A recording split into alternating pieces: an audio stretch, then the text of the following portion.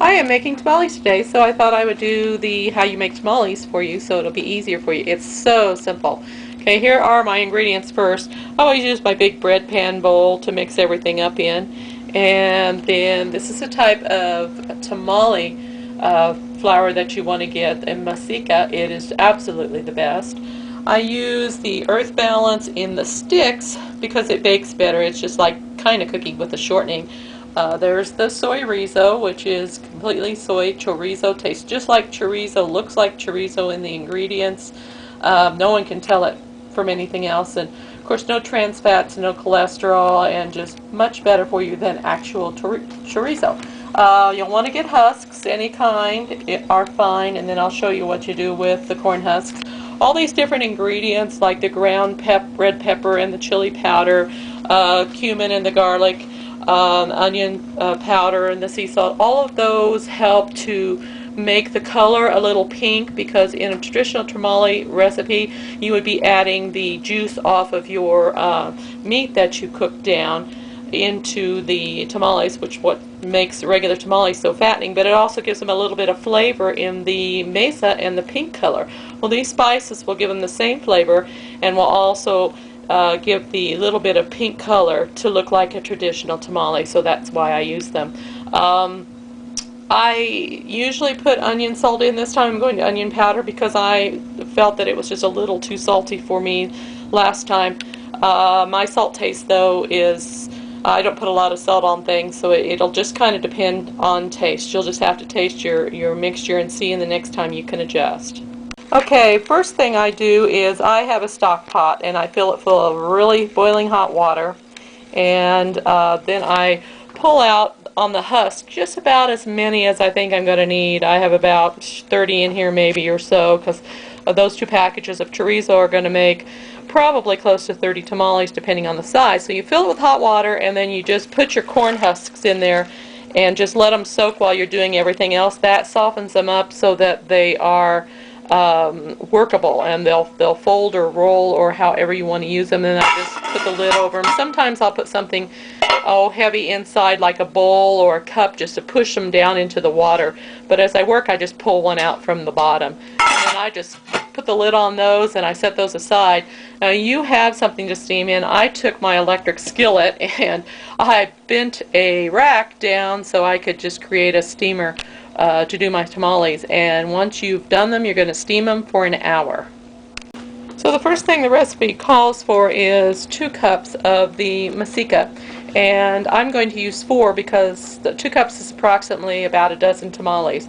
Now down near the bottom of the recipe it'll say add 2 cups of vegetable broth or warm water. Because of the spices I use, I just use the warm water and I come out with a traditional tamale taste. I'm sure you could use a vegetable broth and it would probably make them probably even more flavorful, but I haven't. I just used warm water. So I'm going to be putting my ingredients in and then I'll show you the dough. Okay, there's my ingredients in the bowl. Remember to double the recipe if you're going to make more than just a dozen tamales. Now, if this was a cooking show, I would definitely be saying use Clabber Girl baking powder. On the garlic and pepper, man, I get this at Dollar Tree. And it's $1, and this is the best stuff because you have the garlic and you have the pepper together, but you don't have the salt, and it really adds a lot of excellent flavor to especially Southwestern and Mexican dishes, which it seems like that's pretty much the mainstay of our meal around here, so it's kind of rubbed off on us. The other stuff I have found now, like on the chili powders and the red pepper and all this stuff, now I pretty much I'm going into the Hispanic food aisle, the Mexican food aisle. See, I was politically correct there. And they have traditional and more authentic spices for like the red pepper or cayenne pepper. You can use chili powder in bags, and I tend to get that anymore, and then I put them in my own little jars and containers. But for my little video, I thought I would use something with labels.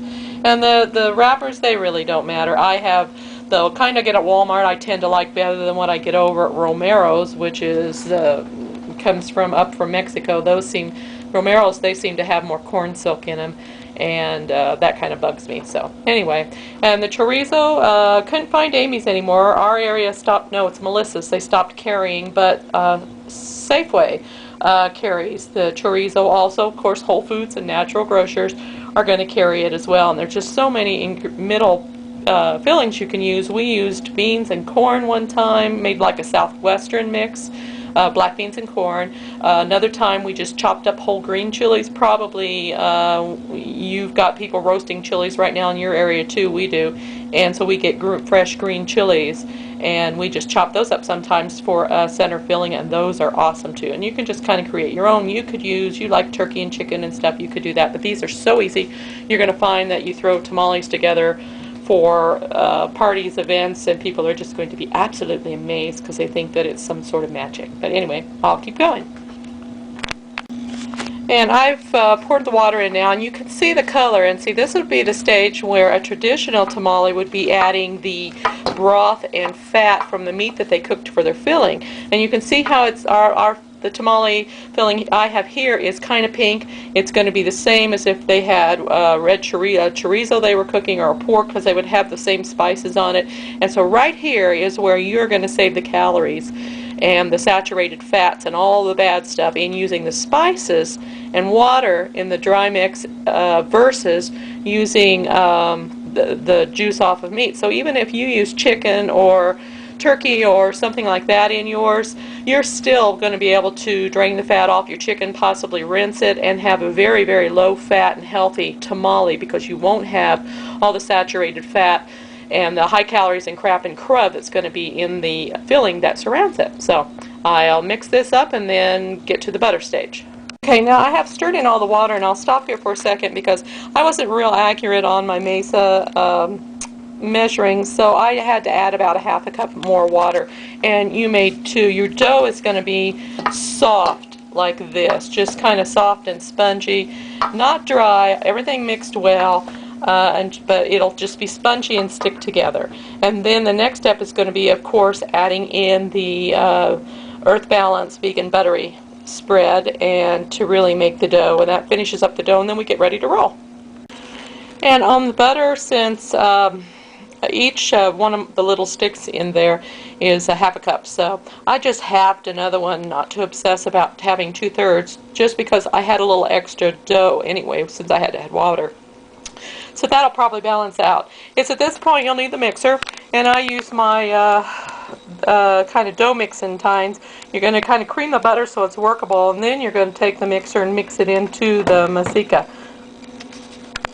Okay, the butter is creamed now. I'm going to mix it in, and on the butter, you know, you can use any kind you want and it'll work fine. I only use the Earth Balance just because of being a vegan and it being non-dairy, but you know, you could probably use Smart Balance or any type of butter that fits into your, you know, current lifestyle, and it won't affect calories or saturated fats. The vegan butter does have some saturated fats. It's relatively low.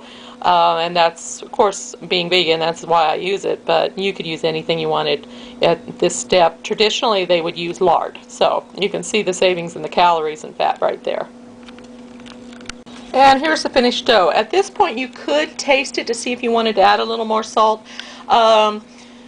Traditionally, a tamale, the filling is going to be so bold that the filling will complement, and it shouldn't be too salty.